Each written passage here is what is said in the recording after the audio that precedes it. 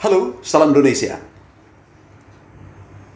Petahana kepala daerah dan pemanfaatan dana desa untuk kepentingan politik petahana, juga pemanfaatan dana COVID. Ini serius. Saya dapat informasi dari sejumlah daerah di Indonesia yang memberikan masukan agar kita melakukan pengawasan khusus terhadap daerah-daerah yang petahananya ikut tarung lagi di dalam pilkada serentak 2020 ini, Desember nanti. Penting untuk memperhatikan ini, saudaraku, karena hak rakyat desa terkadang tidak disadari sudah beralih kepada petahana atau kaki tangan petahana berupa dana desa yang digunakan untuk proses-proses pemenangannya kembali, termasuk membeli atau menggunakan dana desa itu dalam membeli kendaraan. Ini sungguh jahat. Tidaknya 4 kiat petahana dalam manfaatan dana desa untuk kemudian masuk kembali ke kantong diri dan atau kaki tangannya. Yang pertama adalah memaksakan dihadirkannya satu proyek di setiap desa, bahkan lebih dari itu dengan manfaat dana desa. Misalnya, informasi yang masuk pada saya, ada yang meminta kepala desa untuk membuat profil desa secara paksa, dan anggarannya mencapai antara 50 juta sampai 100 juta. Bayangkan atau satu kabupaten ada 250 sampai 300 desa. Begitu banyaknya uang yang masuk. Penulisan profil desa itu mungkin hanya 10 sampai 20 juta, itu sudah terlalu banyak. Proyeknya bisa mencapai ratusan juta dan dipaksakan ditangani oleh orang-orangnya petahana, bahkan putra-putri petahana, perusahaan putra-putri petahana.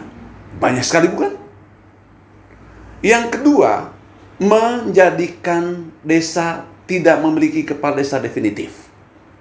Yang jadi PLT-nya adalah ASN di kabupaten itu. Nah, ASN ini kan jadi kepala desa sebagai PLT, luar biasa perolehan tambahan materinya.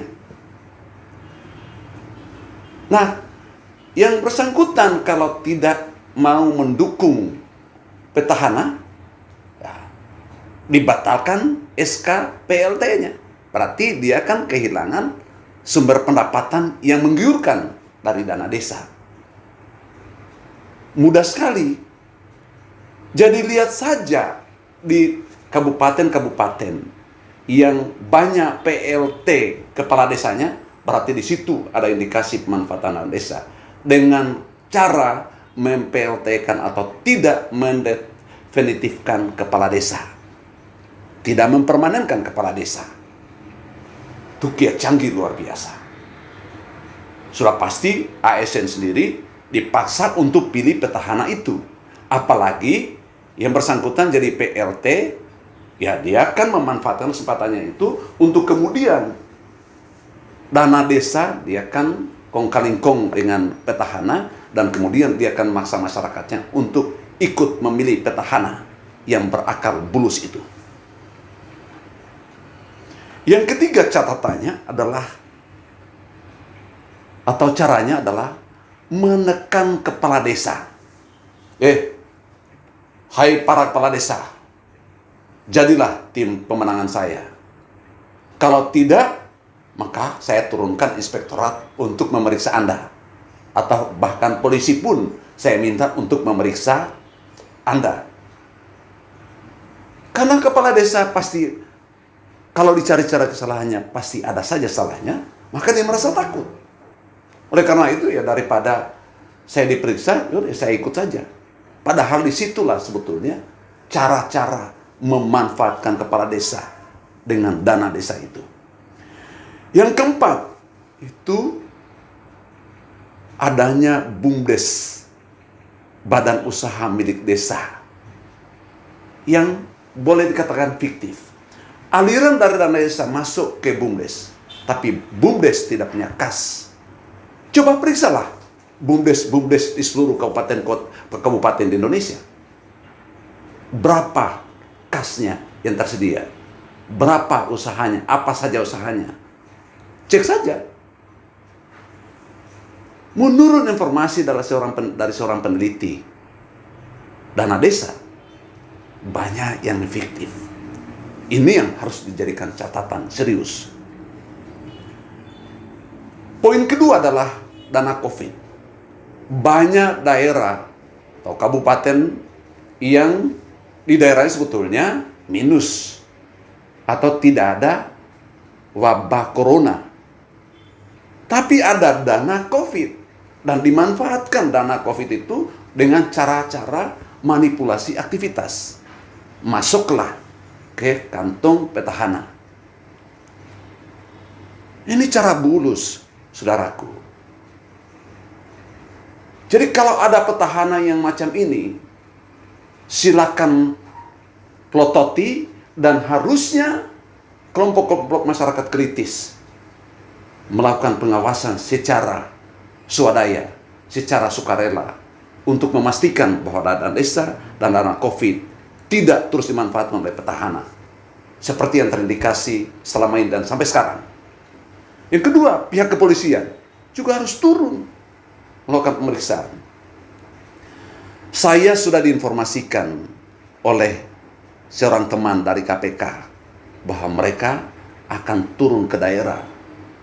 Sekarang ini saya kira sudah mengerahkan korsup pencegahannya ke daerah untuk melakukan pemantauan terhadap dana desa ini, termasuk penggunaan atau penyalahgunaan dana COVID dalam menghadapi pilkada.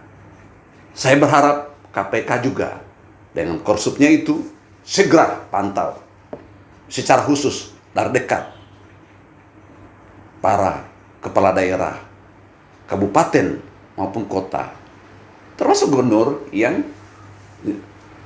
ikut pilkada kembali di dalam 2020 ini atau Desember 2020 ini. Tapi sekali lagi, yang paling efektif melakukan pengawasan adalah masyarakat lokal. Sampaikan informasi itu ke publik, sampaikan ke pihak kepolisian, sampaikan juga ke lembaga-lembaga yang berwenang lainnya, termasuk KPK. Kalau ada korsup, KPK datang ke daerah. Saya kira sampaikan itu secara langsung, apalagi sudah didukung dengan data-data yang otentik.